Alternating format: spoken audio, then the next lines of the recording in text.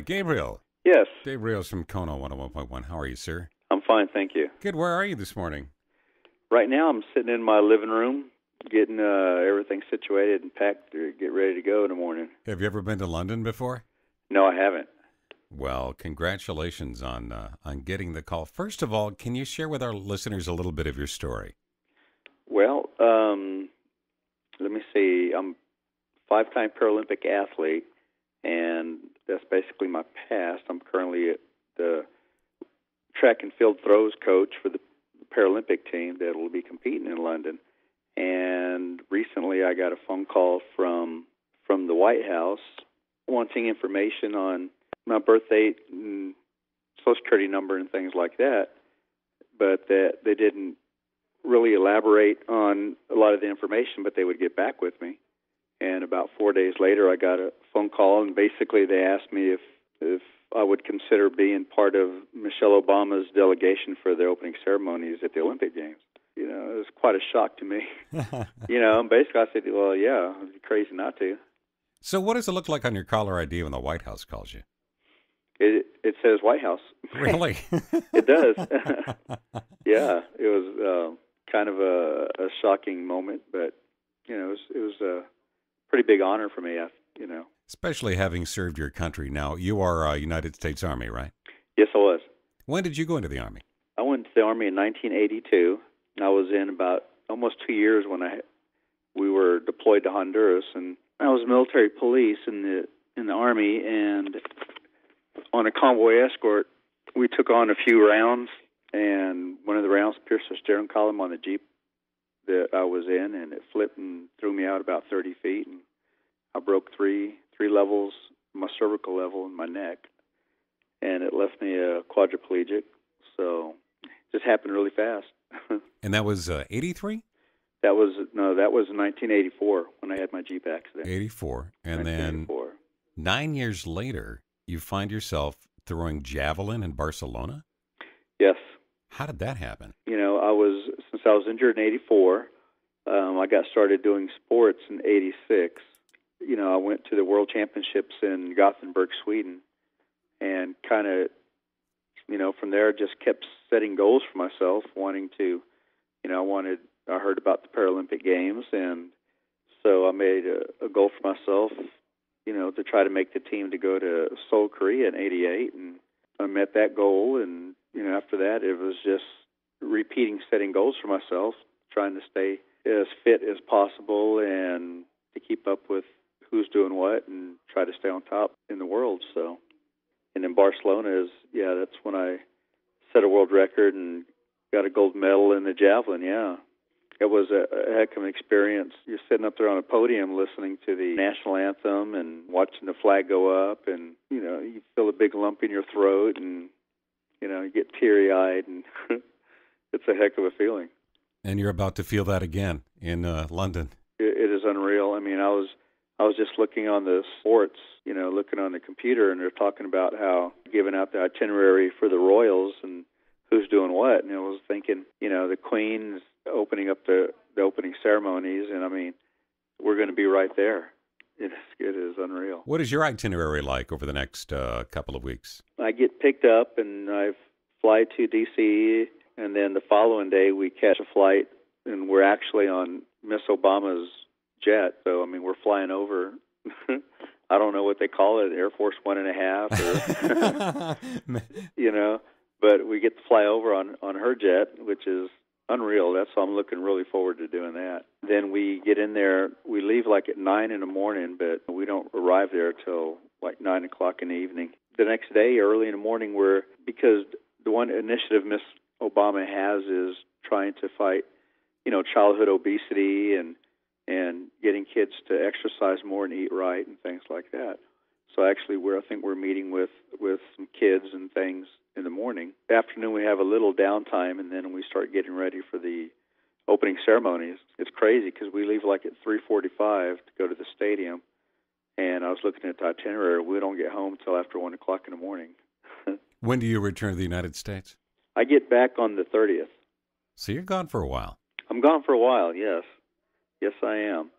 And it's kind of funny because they have the different athletes doing different things. Be able to meet with, go to the U.S. Embassy and meet with other athletes and things like that. So that's going to be so neat. Are you allowed to bring somebody with you who can document your journey? I wish. Actually, my wife wishes. Yeah. I'm hoping that the press there will take plenty of pictures because at this point I have no idea what they're going to allow me to take pictures of. Mm-hmm. Well, hopefully you'll be able to bring some kind of camera or an iPhone or something so you can just keep it for yourself. Oh, definitely. Well, I plan on bringing a camera. We'll see what happens. Just ask the first lady or Malia or Sasha to take pictures for you. Yeah, exactly. That'd be sweet. Yeah. Oh, wow. And of course, you had to make sure that you were current on your taxes and everything too, right? Oh my gosh, it was unreal. They, they don't want anything that will bring negative press upon the White House. But yeah, that's one of the questions that I was asked is, have you ever been late on your taxes? And, if so, how, were they paid? And I mean, it was unreal. They went pretty thorough in the background checks, which, and I'm used to that because being a military police, I had a top secret security clearance anyway. Luckily, we're pretty good law-abiding citizens in this house, so so we were pretty squeaky clean. Will you be allowed to Skype or anything from there? Talk to your family? Oh, I hope so. I plan on it. Yeah. In fact, I just got a new phone, so I'll be able to do all that on the phone as well. Now, I'd like to thank the Veterans Administration for getting us in touch with you. And something tells me they've had a lot to do with your rehabilitation and your support over the years. Yes, they have. Being prior military and all that, back when I was injured, directly they sent you to the VA hospital.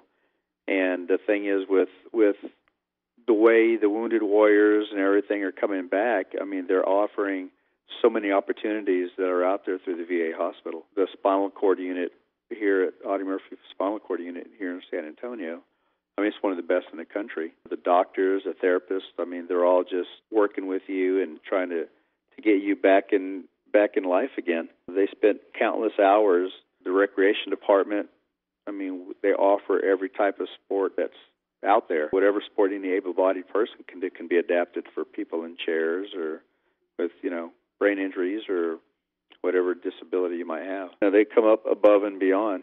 A lot of their extra time is spent with us veterans, helping us get back in the swing of things, making sure we stay active and fit. And speaking of being fit, you mentioned the First Lady would like to help with the obesity problem that's going on now. What would you tell parents about kids and food and appropriate behavior when it comes to eating? I know I didn't have a lot of guidance when I was a kid. Mm-hmm.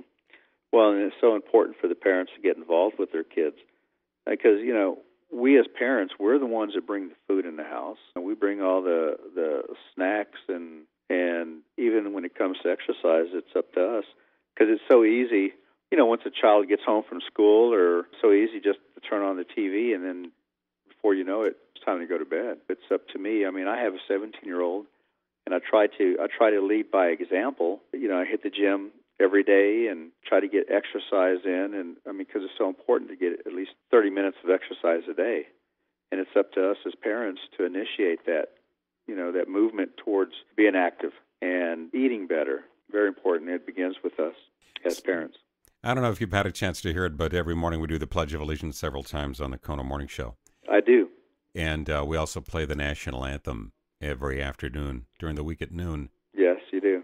And you're sharing how it makes you feel to see the American flag go up. I think of you and our military and the people who are the fabric of our nation every day. And we just wanted to send out a big thank you. I appreciate that. We wouldn't be the best country in the world right now if it wasn't for our military personnel, who give countless hours and hours of their time to keep us free. I thank God every day that I was born in the United States, where people can be free and have freedom of speech and have rights. And I feel bad for other countries because when 9/11 happened, and we were so appalled that something like that could happen in our own country. But we need to realize there's countries that live like that every day of their lives, and we need to be thankful for what we have here. And I love my sons or my kids being able to see how other countries live and be thankful for what we do have. It gives us perspective. Yes, it does. Like the events in Colorado over the weekend gave a lot of us perspective, too. It did. And, I don't understand why people have to do that. But, life is precious. You need to enjoy every minute that you have. Well, today's a gift. That's why it's called the present. That's right. And That's right. Thank you for being a part of our day-to-day. Well, I appreciate it. Thanks a lot. Have fun and enjoy the exotic English food while you're over there. Yeah, I sure will. You've never been to London before, right? No, I haven't. Anything in particular you'd like to do if they let you loose? You know what? I want to go check out Big Ben. Oh, yeah? I wouldn't mind going by at Buckingham Palace, and on Miss Obama's schedule, she's scheduled to go out to the palace. But it'd be nice just to get some good pictures and stuff of everything. Well, hopefully we'll be able to chat when you get back. All right. And, that sounds good. Check out your adventure. Have a wonderful, safe time. Thank you very much. I appreciate it.